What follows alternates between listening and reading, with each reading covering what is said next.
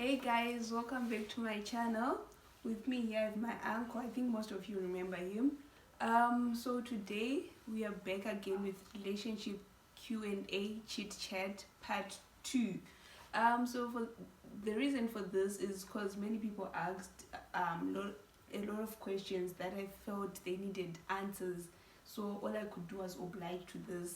So here we are again, guys, with relationship Q&A part 2. So I feel like excited like I am because, guys, I feel like it's about to get hot in here. It's about to get lit. So let's get into it, Sure. shall we?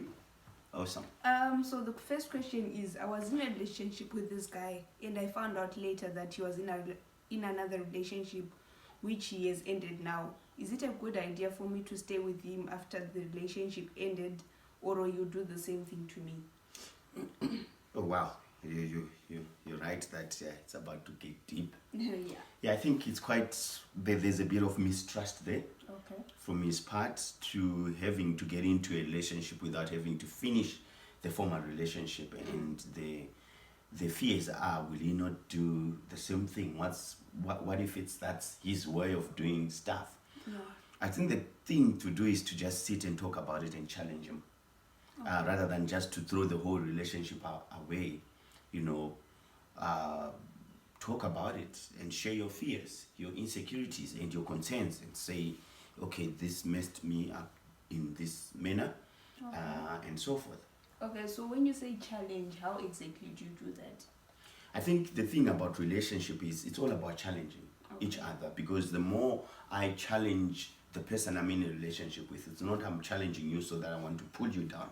I'm challenging you so that you either better your ways or you step up in the way you treat me. Okay. Because at the end of the day, it's all about me and it's all about you. As much as you challenge me, I must be able to also challenge you. Oh, okay. It's about challenging each other. Is it like challenging physically or? No. Okay. It's pretty much like in this questioning point, it's challenging each other to say, okay, I've seen that you have this trait, or I see that you have this tendency, or I've seen that you have this behavior, and it rubs me the wrong way, or it gives me this kind of reaction, and I'm not that type of a person, so that they know exactly next time they do this is how they make you feel. So that's the aspect of challenging. Oh, okay. You got it, guys. It's not physical, so Yeah, don't fight. Okay, so question number 2 says, what's your take on the girl code, and is it wrong to date your friend's ex? Whoa. So now, were you always hovering around and waiting and hoping and praying and wishing for them to break up? Because that's really tricky, because at the end of the day, your friend used to come to you and also confide, and now I'm beginning to ask myself, some of the advice you gave me, were they really good advice, or you just wanted me to mess up my relationship? Yeah. For me, I would say it's a tricky one. Stay away. I think there's just too much fish in the sea. You know, stay away, stay clear. Give your friend an opportunity to be in a relationship that is fruitful and that leads to wherever they want it to lead to, than for you to always be hovering around that particular relationship. Danger zone. Stay away. Okay, so that question is, just because you're dating someone, does it mean you have to sleep together? Well, again, now my moral code is tested and brought into question here. I would say, what is the purpose of your relationship? Okay. Number one, just because everybody is doing it in such a way doesn't mean for you have to do it in such a way.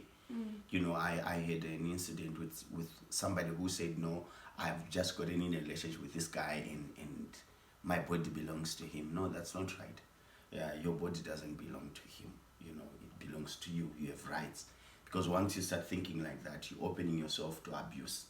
You know, then tomorrow he will take you for granted, thinking that all you are is for sexual pleasure and nothing else to you. You have no brain, you have no future, you have no goals. Then when will you say no? So to really come back to your question, to say once you are dating somebody, I don't believe that every relationship should lead there. I think there should be certain aspects of a relationship that are in place first before you rush into things like that. Okay. So basically, the end goal of the relationship is kind of what determines the whole. How far you go with that Okay. person and so forth. Have self-worth, respect yourself. You're not a bicycle that anyone can just ride wherever they want. Take care of yourself. Yeah. You have to understand something, that every time you sleep with somebody, they take a piece of you with them. So it's something that you have to hold jealously. They take a piece of you, either way. So it's not something that you must go into a relationship with and say, the moment he says yes or the moment she says yes, we're going into it and do it. No, there must be relationship goals, set goals. These things should be like bonuses, like we have reached this milestone and that milestone, that type of a thing. Okay. I felt it. You felt it. Yeah, I felt it. Fourth question is, does intimacy play a role in a relationship? If so, how? Well, now you're talking my language. Intimacy is everything, and mind you, intimacy is not equals to sex, and sex is not equals to intimacy. Okay. You can have sex and not have intimacy in that, or you can have intimacy that is non-sexual. So intimacy is everything in a relationship, because you break that down, it's into me and see. That means you have to understand your person and relate to them at their most vulnerable level. And they feeling so comfortable with you that they're willing to open up themselves. So intimacy in a relationship is everything, because that's one space that nobody else is allowed to come into. Not even your friends, not even your family, nothing, not even your work is not allowed to come into that space. It's like a sacred place for the two of you. Okay. Yeah. Okay, thank you for that. Fifth question is money a necessity for a relationship to last? Oh, if I was a woman, I wouldn't want to date a broke guy, Yeah, I would say 50-50. Yes, no. Why am I saying that? Is I don't mind if I go into a relationship and you're broke. Okay. But I do mind if you're going to stay broke. That's a problem. I'd rather get in a relationship with somebody with no money at all, but you have a vision. You're working towards a vision. Because if you then become quite comfortable in not having, then you're going to put unnecessary weight on me. So that, yes, as you start, but that shouldn't be the norm going forward. So basically you shouldn't settle for that. What do you mean? What I mean is, if they don't have a vision, right, Yeah. that means don't settle for it. Never. If they don't have money for that moment, but they have a vision, go with them. Yeah. If they have no vision, no money, run. That's all. Baleka. No vision, no money, run. No money, but vision, stay. But stay with terms and conditions. Okay. Yeah. Where are you going? When? How? How far? They must be able to break it down. Okay. Yeah. Either way, either it's she or he. It goes both ways. Both ways. Yeah. Okay. So you think a lady should also contribute into the relationship? Yeah. It's 50-50 all the time. But Okay. what I normally say, it's not always 50-50. You find out sometimes it's 90 one side, 10% the other side. Then the tables may turn, and it's now 10% and it's 90%. Yeah, but always play your role. All right, guys, we all have a role to play. So Yeah. then should a person stay in say you're in a relationship, right, and the person cheats, would you stay because you want it to work or because you feel you belong together? Okay. Yes or no? That's another very tricky question. Okay. First, analyze why did they cheat. Did you play a role? I'm not saying cheating is right in any way. Cheating is not right. But cheating doesn't always equals to breaking up. Okay. Sometimes there's so much in a relationship that people do make mistakes. But at the end of the day, are you able to be reconciled? And is the person so remorseful and sorry that you truly believe that they're not going to do it again? But if you have a shadow of doubt that this person will do it again, run. Run. No matter what they're saying, if you're not comfortable or sold out or convinced that okay, that was a once-off type of a mistake, run. Also, bonus. Who did they cheat with? Who did they cheat with? Is the overriding aspect. Okay. Because if they cheated with somebody they care about, and that's Ooh. it. That you are gone, because it might not have just been physical, it might have been emotional, and that word we spoke about might have been intimate. Okay.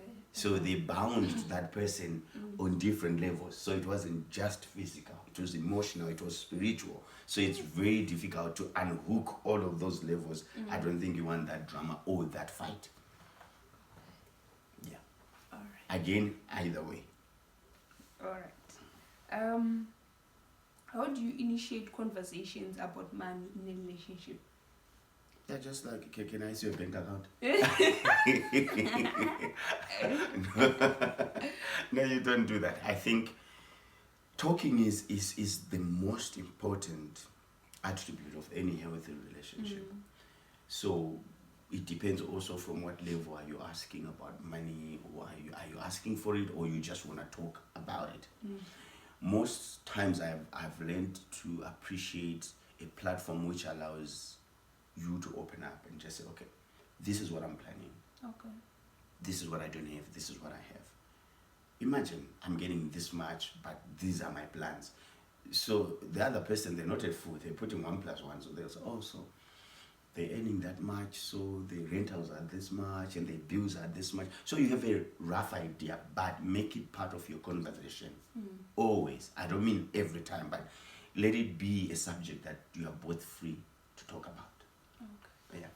Okay. So, would you freely give your wife your bank card?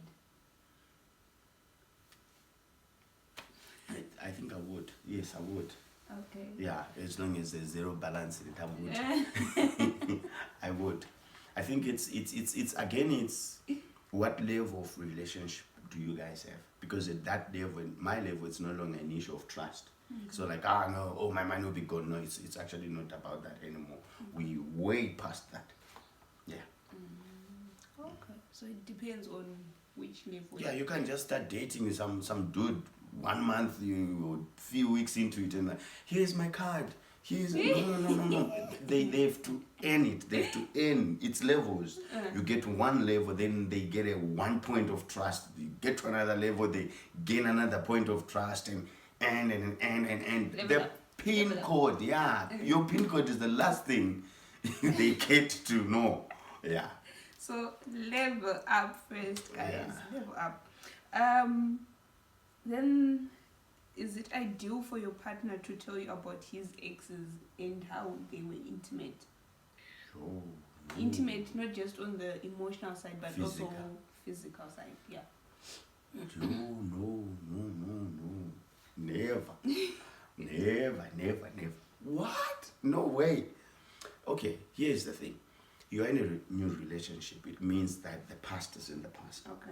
So when you begin to open a can of worms about where you've been, you're doing two things. Number one, if your former relationship was like nice, really amazing, this is what's going to happen. You're putting pressure on your current relationship. Now you're making this person to feel like they are in a fight with a ghost. They are in a competition with a ghost. And how dare you bring your ex here? I mean, I've seen people that broke up just like that. Whether they were bad or they were good. Okay, this is how the mind works. If you say, my ex-guy was like really bad. Now, I'm thinking like, what else are you saying about me to somebody else? Yeah. Because now I'm not thinking about that you demeaning your ex. I'm just thinking about you don't hold in high esteem your relationships. I'm thinking now behind my back, what else are you saying about me to somebody else? Okay. Now get to the physical aspect of things. Oh, it's a no-go area, because every guy thinks he's the king of the castle. Now you're telling this person that your ex was not only the king of the castle, he was the king of the nation. And now this guy, no. Yeah, no. That's the exes are not a subject to be discussed. They are not a topic. They're nothing. It's like you just came from the bush. Like, yeah, they know that you dated. It ends and finishes there. I think for me, I would say like it in a way kind of makes you feel like you have to live up to that ex's certain expectations just because of the level that he said. Now it's like you have to feel in those shoes that you are your different person. You come with your own different baggage, I would say. Then now it's like you're expected to have Louis Vuitton and all of that, but you can't even afford it. So True. Yeah, it's Exes, no. Whether that ex was a good ex or a bad ex, the key word is ex. Ex. Yeah. okay. We got it. Is liking or say infatuation enough? Is liking or infatuation enough for you to be in a relationship with someone? Okay. The answer is simply no. I mean, are you see, when you get in a relationship with somebody, it's just not your time you are giving. It's your emotions. You are investing time, emotions. You are investing so much into that. You can't invest your emotion in some instances. You also invest in your body, which is, for me, I said like it's the last thing you should, your heart, the last thing. The first thing that you should put in that relationship is your mind. Think. Just going it with your eyes wide open, your mind working, functioning. Hormones and feelings, they follow later on. So can you imagine now, you are investing all of these things based on what? A like. Just because you like her. There must be something more than that. There must be for you to invest, because when they leave again, they leave with all of those things. That's it. And then you're nursing some sort of, I don't know if it's a heartbreak or it's a body break or mind break or emotions break, whatever it is, but you are nursing that by yourself. So I think work more, find out more. Could there be more to this? Have a bout of craziness about the person you're about to get into a relationship with. That's something to go on with. You can work on that. But not, I like. No, they're not a Facebook page. I think like I can relate to this question because I feel like I've been in situations whereby I got into a relationship because I liked the person. Then a few weeks down the line, I'm like already put off. I'm bored to the fullest. Like now you're so annoyed by this person. You're like, what did I even like in the first place? So yeah, I think I agree with you on the right that liking is it's not enough, I guess. But then do you think that like can then develop into something? Definitely. Look, when you take a journey, you always hope that this road leads somewhere glorious, somewhere amazing, somewhere crazy. So you work on a like to increase the likes. Okay. Then the likes, the more likes there are, the more popular whatever that thing becomes. Okay. So I do believe that you can go on a like, but on a friendship basis, then you continue to add value, but it must be two ways. He's adding value, you're adding value to it. Your like evolves into something else, then you get excited in ways you were never excited about. Then you're like, oh, there could be something here. So pile up the likes. Okay, I get it now. I think I'll work on that. Yeah. Just because a partner doesn't express how they feel about you doesn't mean they don't love you. Well, I'll talk about a few examples. Okay. The first one is, even if you're not expressive, when you like something, you just like something. It's like somebody buys you a Lamborghini and you're not an expressive person. I can still tell that, they're chuffed. Even though you're not like, But I can tell like, maybe it's the way you clean it all the time, or the way you always taking selfies with it, or the way you just kind of touch it around and then admire. There's always something there are telltale signs that says he can't speak shame, but he's excited about this thing. That's the other side.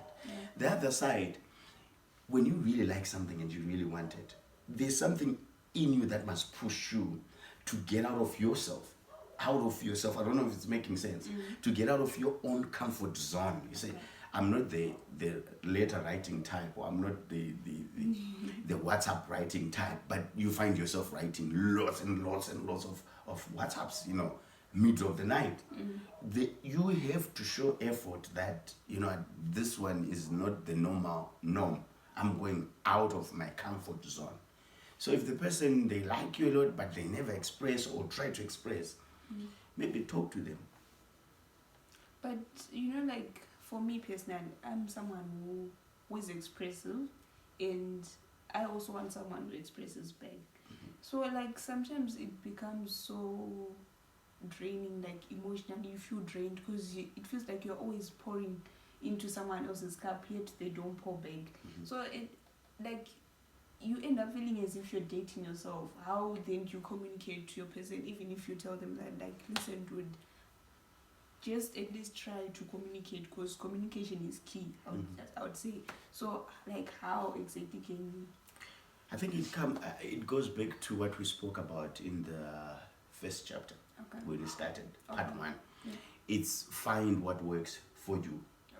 Find what works for your relationship.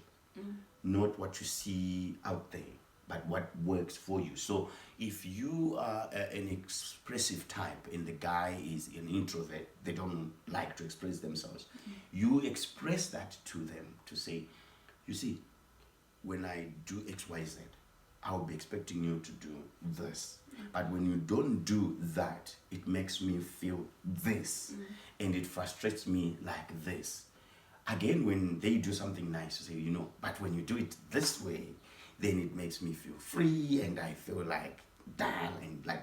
So don't be in the habit of just highlighting the negative.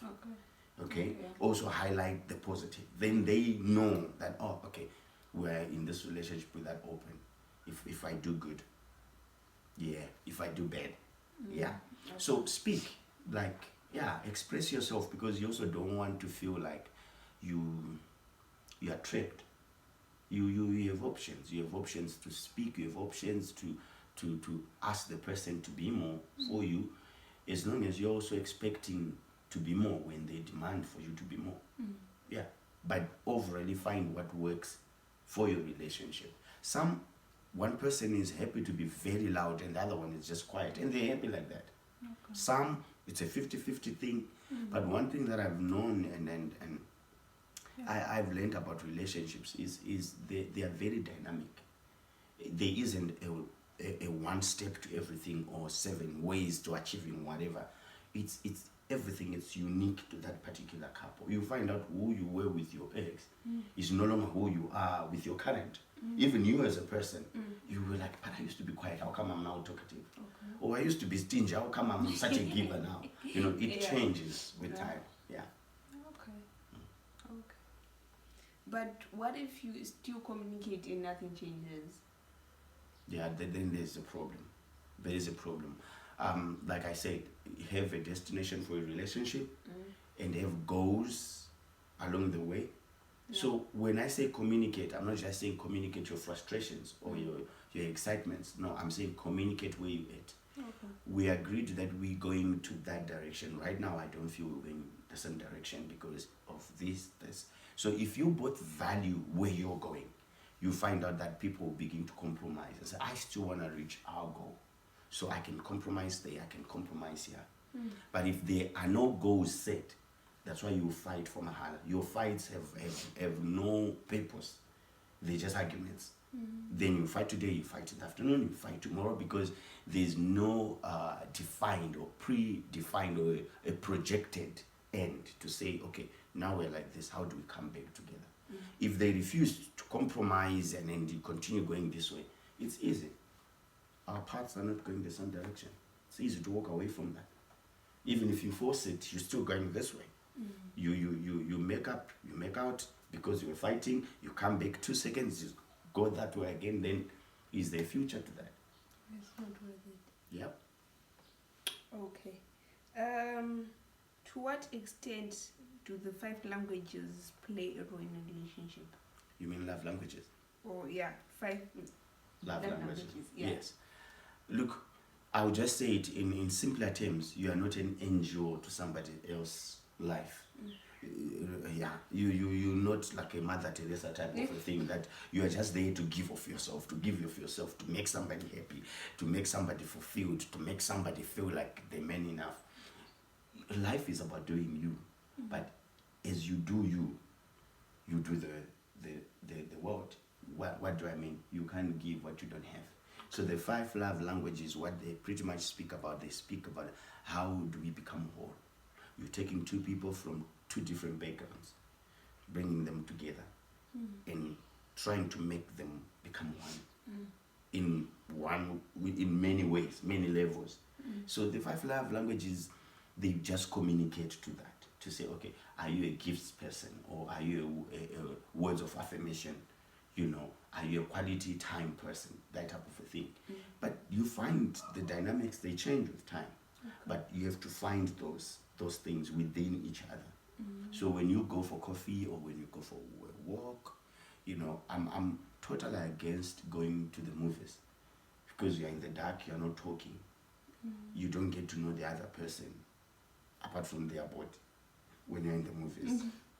So the first few dates, or lots of dates, do walk, to go to the park, go for a picnic, go for coffees. Like coffees, there are a lot. It works so much.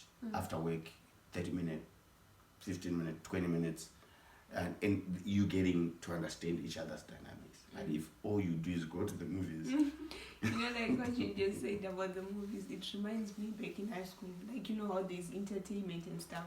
So couples would be so eager for them to host a movie night, because they're going to be sitting together and it's about to go crazy, and people are not even watching the movies, they're just like all over each other.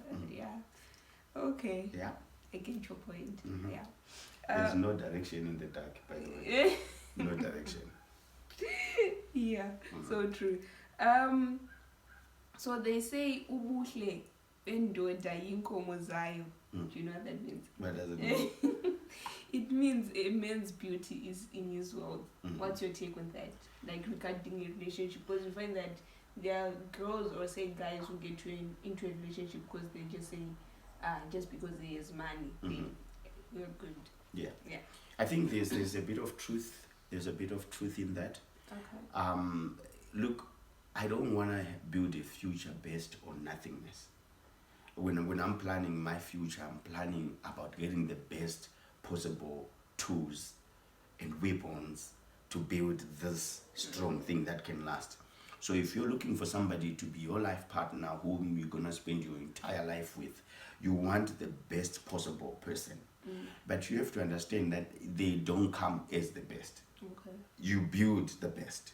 But there has to be something that gives you the hope that this person can help me reach there. This person can help me achieve these goals as much as I'm helping them achieve their goals. So there's so much also truth to that. But when you look at it, there is so much more to life than money. There's just so much more. If then your relationship evolves around money, then there's going to be so much pressure when money is low. But if your relationship evolves around making each other happy and for having a fulfilled relationship, guess what happens? Money follows that vision, because what you have is a vision, and money is a tool. Money is just one of the many countless tools that you need to make a relationship work. Money is not the only tool, it's one of the many other tools. Money in a relationship, but there's no communication, is disaster. Money in a relationship and there's no intimacy in that relationship, guess what? Mistrust. So money is just one of the tools. So look forward to different aspects of qualities in a person. Is she open? Is she open to learning? Is she open to friends? Is she open to new ideas? You know, does he laugh at all? I don't want somebody who doesn't laugh. Laugh is about laughing. You have to laugh your way through life. Yeah. You know, is he fun loving? You know, is he accommodative? You know, that type of a thing. Is he adventurous? So there are a lot of things that makes a relationship beautiful. And money is just one of many. Okay. Yeah, thank you for enlightening me on that one. Yeah, because I have friends who will be like, you know, I just want a guy with money. Then yeah, we'll be fine. So long as there's money, then we are fine. Then it's like literally you just being with someone for them to be like your blesser, but you're not really identifying it as a blesser and what type of relationship, but you. No, I get you, but you see the danger with that, and it's said that's what's happening in our world today. Is the moment the guy picks that you are in there for money, he won't challenge you. But this is the sad thing. He will start to cheat on you. So this is what happens. You get his money, but you don't get his heart. His heart belongs somewhere else. Because I'll tell you one thing. The moment you open that door, that, oh, this one, when she makes noise, just give money, she cools down. What you want from him, you want his heart. Because where his heart goes, the wallet follows. So if you're just there for the money, eventually it's gonna dry, because that wallet will then be redirected and go to the GPS coordinates where his heart is. Yeah. Yeah, that's so. I felt it go through. Okay. So guys, that's it for today. Thank you so much for this. To those who have any questions, please just comment down below and leave your questions. We'll surely get back to them. So thank you guys for watching. Hope to see you in our next video. Bye. Yes.